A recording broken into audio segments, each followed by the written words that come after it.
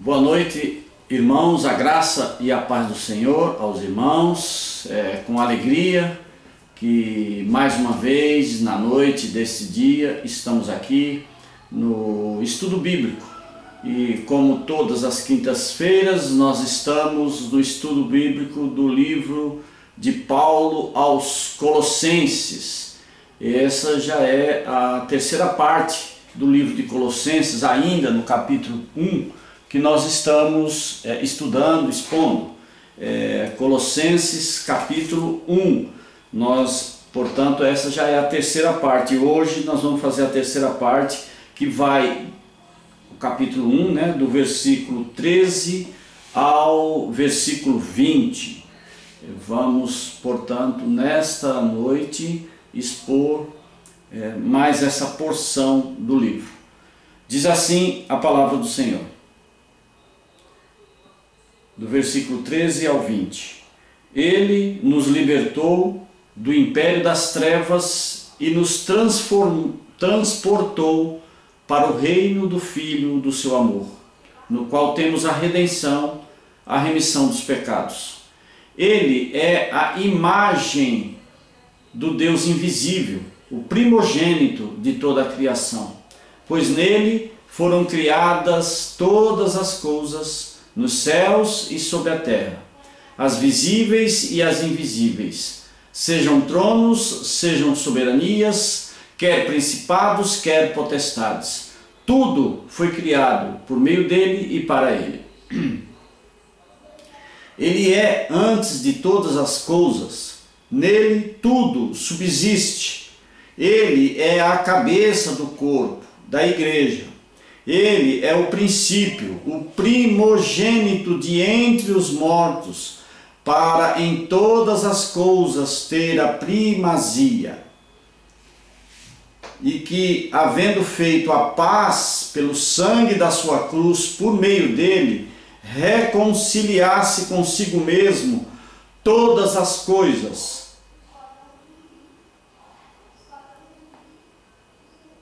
quer nos céus, e a vós outros também, que outrora éreis estranhos e inimigos no entendimento pelas vossas obras malignas. Agora, porém, vos reconciliou no corpo da sua carne, mediante a sua morte, para apresentar-vos perante eles santos, inculpáveis e irrepreensíveis. Aliás, eu ultrapassei aqui, eu me distraí. Era para ler só até o versículo 20. Então vamos repetir o versículo 20, que é o final aqui. O versículo 21 em diante vai ficar para a próxima quinta-feira. Então eu vou reler de novo o versículo 19 e o 20. Diz assim: porque aprove a Deus que nele residisse toda a plenitude, e que, havendo feito a paz pelo sangue da sua cruz, por meio dele reconciliasse consigo mesmo todas as coisas, quer sobre a terra, quer nos céus. Até aí. Vamos orar. Senhor Deus e Pai, nós te louvamos, te agradecemos, Pai, por mais este dia que tu nos concedeste, estar aqui, Pai, em volta da tua palavra, estudando a tua palavra, meditando. Oh Deus, nos ajuda, Pai, nesta noite, a, Pai, compreender, aplicar a tua palavra nas nossas vidas, ó Deus. Abençoa cada um que nos assiste, abençoa, Senhor, as nossas vidas, nos ajuda, Pai, na exposição dessa tua santa palavra, e que ela seja, Pai, um alimento espiritual para cada um de nós, ó Deus. Em nome de Jesus, aplica, Pai, essa palavra nas nossas vidas. Esta é a minha oração, em nome do teu Filho Jesus. Amém. Irmãos, então, como eu já disse, nós chegamos aqui na terceira parte dessa epístola de Paulo aos Colossenses, e nessa terceira parte nós vamos ver que o apóstolo Paulo parte para a confrontação com os falsos mestres e suas heresias. Aliás, nós já dissemos desde a introdução desta carta que esta carta foi escrita por Paulo da prisão em Roma, é uma das cartas da prisão, E Paulo escreveu essa carta depois de ouvir de Epáfras, que possivelmente foi o fundador da igreja de Colossos, como estavam os irmãos de Colossos. E ele deve ter relatado o perigo dos ensinamentos dos falsos mestres, aquilo que ficou conhecido como a heresia de Colossos. E nós já falamos aqui um pouco dessa heresia, do que compunha essa heresia, né? Do gnosticismo, do legalismo, do ascetismo. E aqui Paulo vai fazer a confrontação com esses falsos mestres e suas heresias.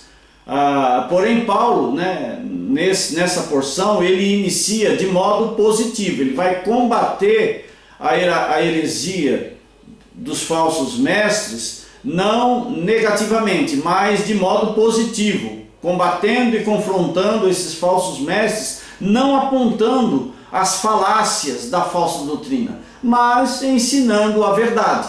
Pois uma vez que a verdade é transmitida com clareza, o erro vem à tona com todas as suas cores. Paulo exalta Cristo aqui, diz quem Jesus é e o que fez, e o que veio fazer. É provável, né, que em nenhum outro parágrafo do Novo Testamento contenha tanta doutrina concentrada sobre Jesus Cristo quanto esses versículos aqui, de versículo 13 a 20. São versículos preciosos que diz sobre a doutrina de quem Jesus é, o que ele veio fazer para nós e por nós. Então é muito rica essa palavra de Paulo aos Colossenses.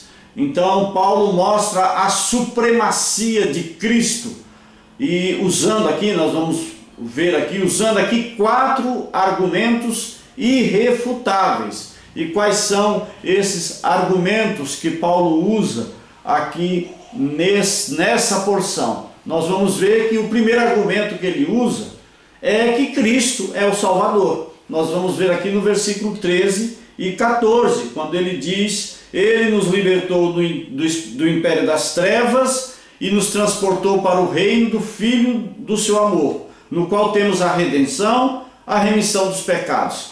Cristo é o nosso Salvador. O maior problema do ser humano é o pecado, nós sabemos disso. Problema que não pode ser resolvido por nenhum filósofo, por nenhum líder religioso, por ninguém. Os pecadores precisam de um Salvador. Esses 2 versículos apresentam uma imagem vívida dos atos de salvação realizados por Cristo em nosso favor. E quais foram esses atos? Primeiro, está lá no versículo 13a, ele nos libertou, dando a ideia exatamente de nos libertar, nos livrar da escravidão do pecado, livrar de algo que estava nos escravizando. Então ele nos libertou. Não podemos nos livrar da culpa e do castigo do pecado por conta própria. Não tem como. Por mais bonzinho que nós sejamos, por mais até às vezes ético que nós sejamos, moralmente, nós não conseguimos nos livrar da culpa e do castigo pelo pecado. Mas Jesus era capaz e é capaz de nos libertar. Ele foi o que fez essa maravilhosa remissão para nós. Nós fomos libertos da autoridade de Satanás e dos poderes das trevas. O pecado não tem mais poder sobre as nossas vidas. Ele ainda nos influencia, mas poder ele não tem mais. Nós estamos livres através do ato maravilhoso de Cristo, que nos libertou.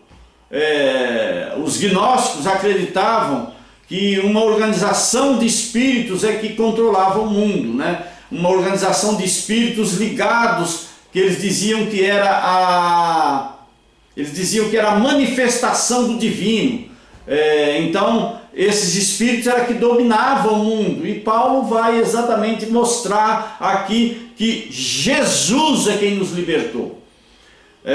O segundo ato aqui, né, primeiro ele nos libertou e depois ele nos transportou. Esse verbo era usado para descrever a deportação de uma população de um país para outro.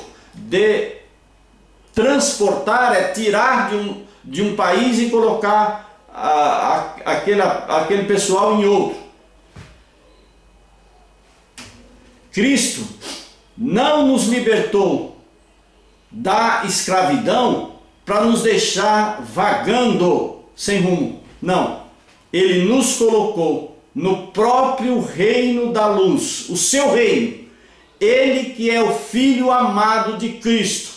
Ele não só nos libertou, mas nos transportou, nos tirou do poder e do reino de Satanás e nos colocou no reino do Filho do seu amor. Filho do seu amor, ou Filho amado, era o Filho amado de Deus, o próprio Cristo. Então ele nos colocou, nos transportou para o seu reino. E a terceira parte aqui, né, o terceiro ato realizado por Cristo aqui é que ele nos redimiu. Está lá no versículo 14a. Esse termo aqui, né, redimir, significa libertar um prisioneiro mediante um pagamento de um resgate. Então, o remissor era aquela figura que libertava um prisioneiro pagando um preço. E Cristo foi esse nosso remissor. Cristo cumpriu os requisitos sagrados da lei de Deus. Não que Cristo tenha pago o preço para nos libertar para Satanás. Não. Cristo pagou o preço porque ele cumpriu cabalmente a lei de Moisés, a lei de Deus em Moisés. Ele pagou com o próprio sangue lá na cruz para que nós fôssemos reconciliados com Cristo. Então, seu sangue derramado foi o preço pago pelos nossos pecados. E o quarto ato aqui, nesses dois versículos, é que ele nos perdoou. A redenção e a remissão ou perdão andam juntas, tem que andar juntas. O termo usado aqui para remissão, né, ou perdão, traz a ideia de cancelar uma dívida. Cristo não apenas nos libertou e nos transportou para um novo reino, como também ele cancelou todas as dívidas para que nós não voltemos a ser escravos. Então, irmãos, nada pode nos acusar, porque em Cristo ele cancelou toda a nossa dívida. Lá na cruz, quando ele falou aquela expressão, está consumado, está pago, está consumado, é um termo jurídico ali, aonde quando o prisioneiro era liberto da prisão, eles falavam assim, ó, batia o carimbo e dizia, esse não deve mais nada. E foi isso que Cristo fez por nós. Nós não devemos mais nada para Satanás e não devemos mais nada para nenhum acusador das nossas vidas, porque Cristo cancelou todas as dívidas que era contra nós. Então, esses dois atos aqui, nesses dois versículos que nós lemos, nos mostra que Cristo é o nosso Salvador. O segundo aspecto aqui, né, o segundo argumento usado por Paulo aqui é que Cristo não só é o nosso Salvador, mas ele também é o Criador. Está lá nos versículos 15 a 17. Ele é a imagem do Deus invisível, o primogênito de toda a criação, pois nele foram criadas todas as coisas nos céus e sobre a terra, as visíveis e as invisíveis, sejam tronos, sejam soberanias, quer principados, quer potestades. Tudo foi criado por meio dele e para ele. ele é antes de todas as coisas. Nele tudo subsiste. No versículo 15, Paulo chama Jesus de imagem do Deus invisível. Imagem aqui no grego tem o sentido de uma réplica perfeita. Imagem não é a imagem do espelho que tem sempre defeitos, é uma cópia não perfeita. Não, a imagem usada, esse termo usado aqui por Paulo, era o sentido de uma réplica perfeita. O apóstolo Paulo está dizendo que Jesus é a manifestação perfeita do Pai, em contraponto dos gnósticos, dos falsos mestres que ensinava que os seres divinos eram a manifestação do divino. Não, a manifestação do divino na sua perfeição foi Cristo.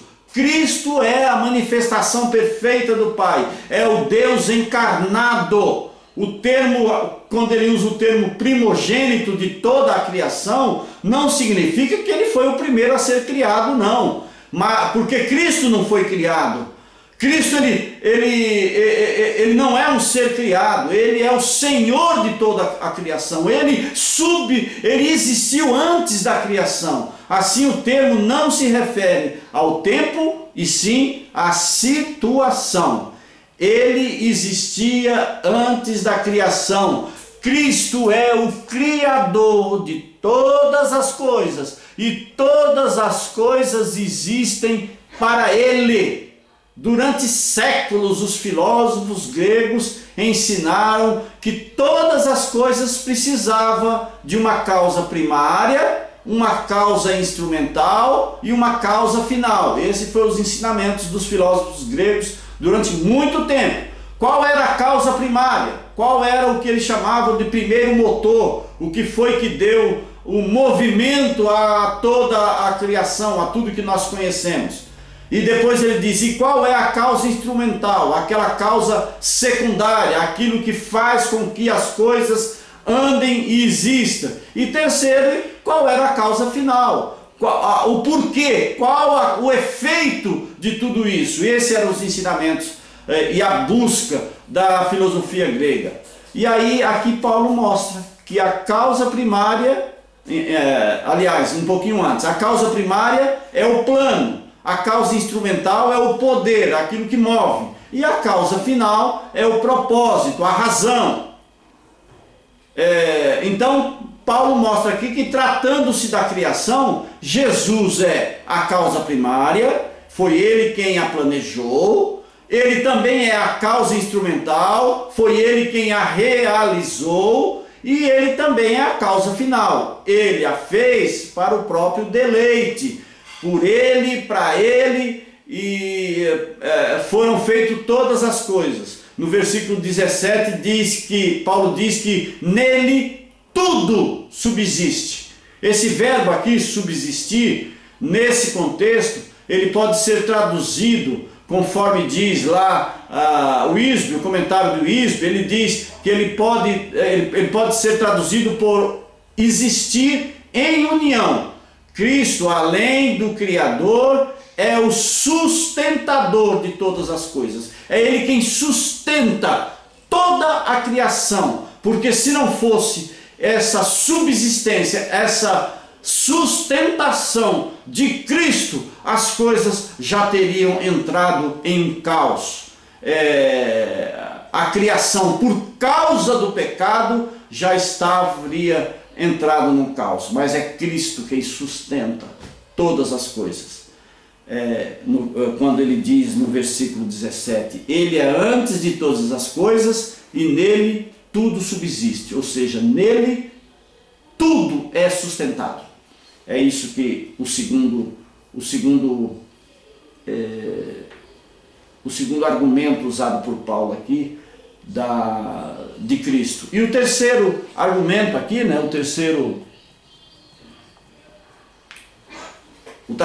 aspecto aqui de Cristo, que ele diz que Cristo é o Salvador, em primeiro lugar. Cristo não só é o Salvador, mas Cristo é o Criador.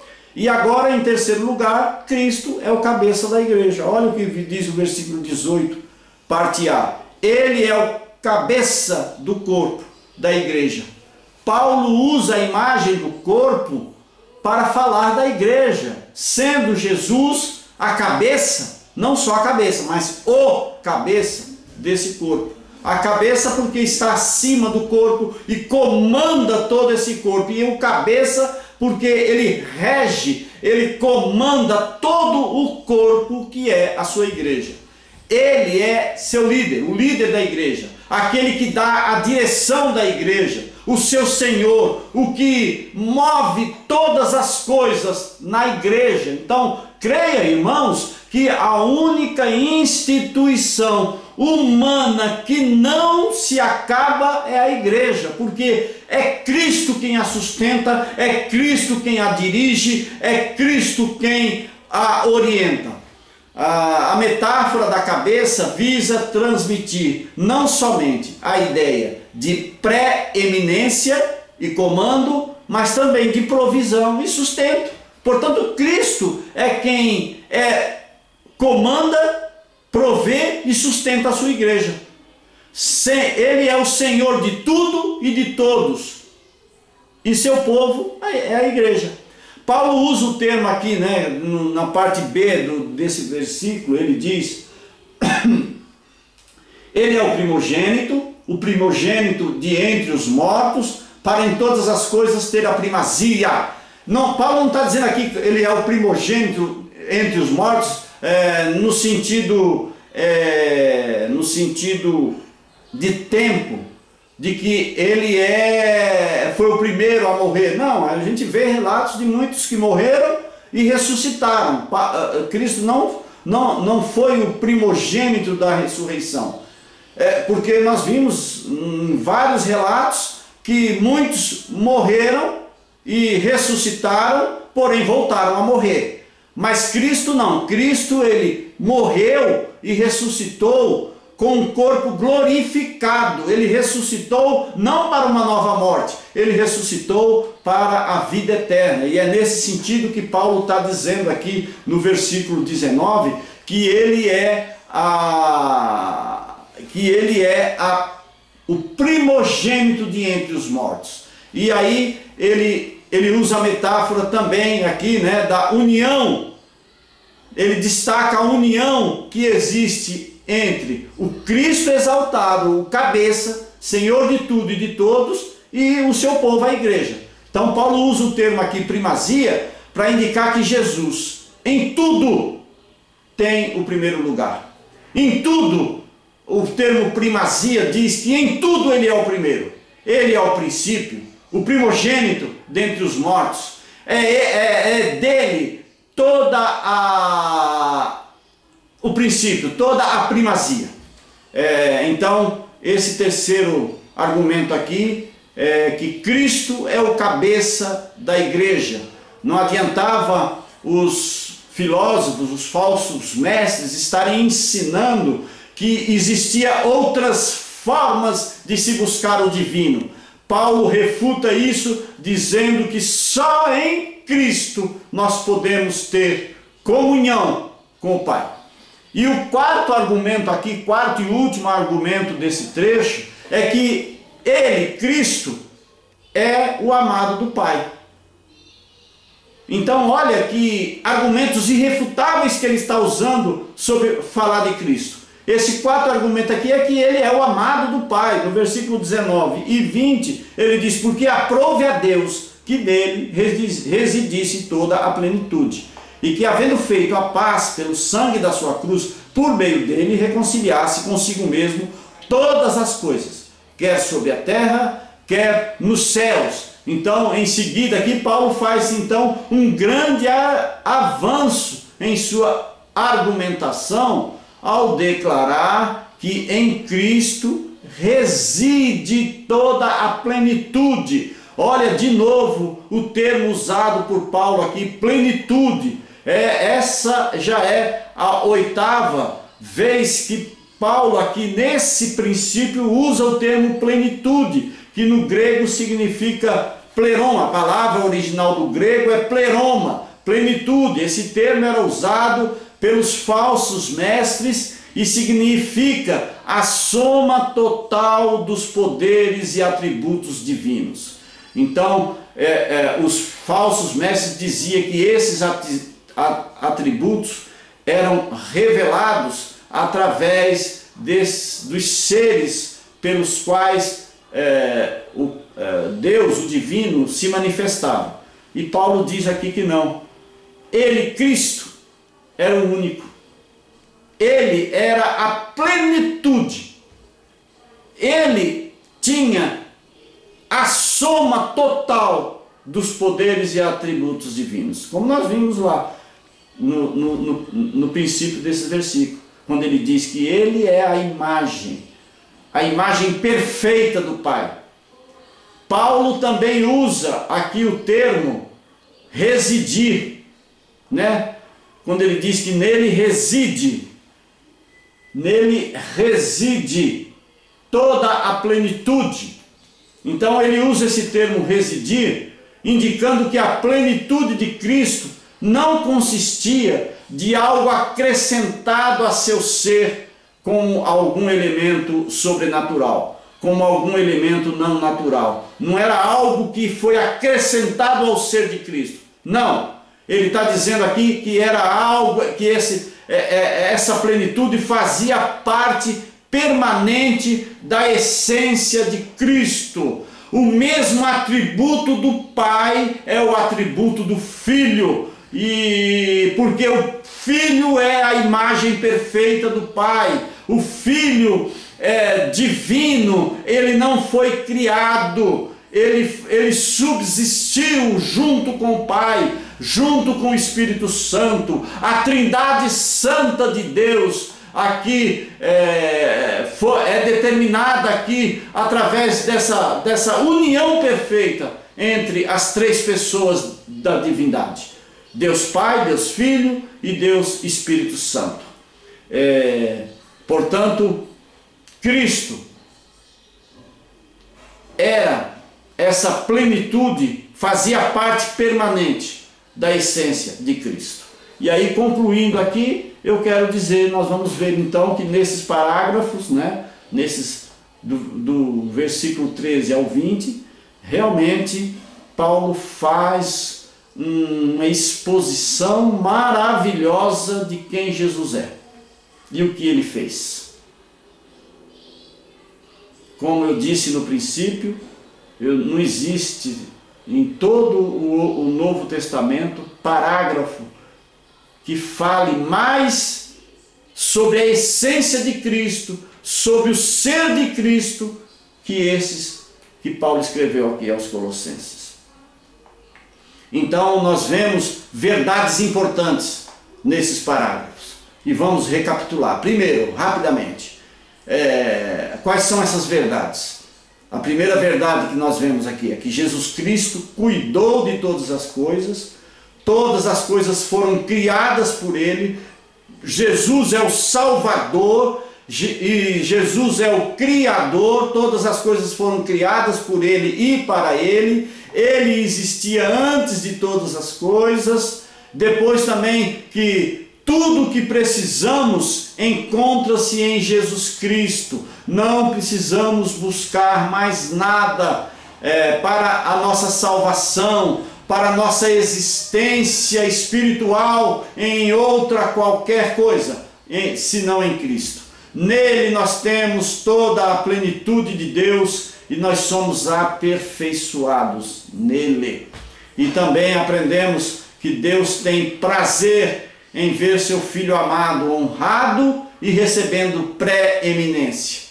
Jesus Cristo é o Salvador, o Criador, o cabeça da igreja e o amado do Pai. Jesus deve ter a primazia em minha vida e em sua vida. Nós devemos andar, irmãos, alicerçados nessas verdades que Paulo fala aqui aos Colossenses, não buscando nenhuma outra novidade, nenhum novo movimento. Não precisamos. É simples assim. Cristo é a plenitude de todas as coisas, irmãos. Nele nós encontramos tudo o que precisamos, não só para a nossa salvação, mas para o nosso andar moral, o nosso andar nele, em Cristo, para a nossa vida. É isso que Paulo nos ensina aqui nesses versículos, e que nós possamos estar firmados nele, Cristo, para continuar nesta maravilhosa caminhada pelo qual Ele mesmo nos colocou. Ele mesmo nos transportou do lamaçal em que nós vivíamos e nos trouxe para esse reino maravilhoso, que é o reino dele, o reino de Deus, o reino do seu Filho amado. Que nós sejamos, irmãos, membros desse maravilhoso reino. Que nós façamos, irmãos, e sejamos servos desse maravilhoso reino. É para isso que nós fomos criados e feitos e tirados por Cristo do mundo. Foi para isso que Ele nos salvou. Aliás, nós fomos criados para o louvor e a glória de Deus Pai e para gozá-lo para sempre. É essa o nosso propósito, a causa final da nossa criação. Que Deus possa estar abençoando a sua vida, que Deus possa estar fortalecendo você, que Deus possa estar usando você como um instrumento dele para pregar o maravilhoso Evangelho, as boas novas de Cristo na vida das pessoas. Ô irmão, e como o mundo está necessitado dessas verdades, que nós sejamos instrumentos dele para isso. Amém? Deus abençoe. Vamos orar. Senhor Deus e Pai, muito obrigado, Pai, por mais esta maravilhosa palavra, por esse estudo, por saber, ó Pai, que Tu és o nosso Salvador. Ó Deus, o Teu Filho é o nosso Salvador. Tu providenciaste o Teu Filho para ser o nosso Salvador, para Ele que é o Criador, ó Pai, de todas as coisas. A primazia de todas as coisas está sobre Ele. Ó Deus, muito obrigado, ó Pai, pelo Teu Filho Jesus. Ele que não só é o Salvador, é o Criador, mas Ele também, Senhor, é o cabeça, é o líder, é que dirige a sua igreja. Ó Deus, e nele, ó Pai, subsiste todas as coisas. Muito obrigado, Pai, pelo privilégio que nós temos, através dele, de termos esse maravilhoso acesso a Ti, Pai, e providenciado por Ti mesmo, Deus. Muito obrigado, Senhor. Continua abençoando a cada um de nós, abençoando a cada um que nos assiste, família, fortalecendo, ó Pai, provendo, ó Deus, cada necessidade de cada um. Tu sabes e Tu conheces, ó Deus, a cada família, a cada um. Então, Senhor, nós Te pedimos em nome do Teu Filho Jesus, nos abençoa. Continua, Senhor, nos conduzindo nos caminhos que Tu tens para nós.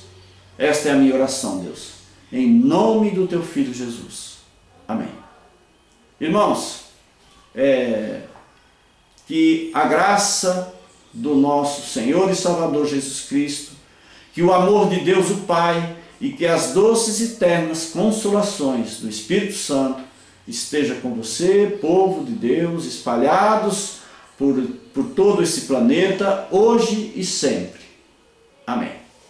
Irmãos, privilégio estarmos aqui, né, nesse estudo esse que, a bem da verdade, para dar crédito mesmo, eu me baseio basicamente em 3 estudos básicos. É lógico que eu estudo mais coisas, mais autores, mas 3 estudos básicos aqui. Eu me baseio no estudo de Wiersbe, me baseio no estudo de Matthew Henry e também nos estudos de Augusto Nicodemos nessa carta aos Colossenses. Então, basicamente, esses 3 estudos que eu faço aqui e que, como dizia o meu professor, de onde eu bebo, é a fonte de onde eu bebo os argumentos, o estudo que eu trago aqui para vocês, tá bom? E Deus nos abençoe. Domingo às 9 da manhã estaremos ao vivo, para aqueles que não podem ainda estar presenciais e também presenciais lá na igreja.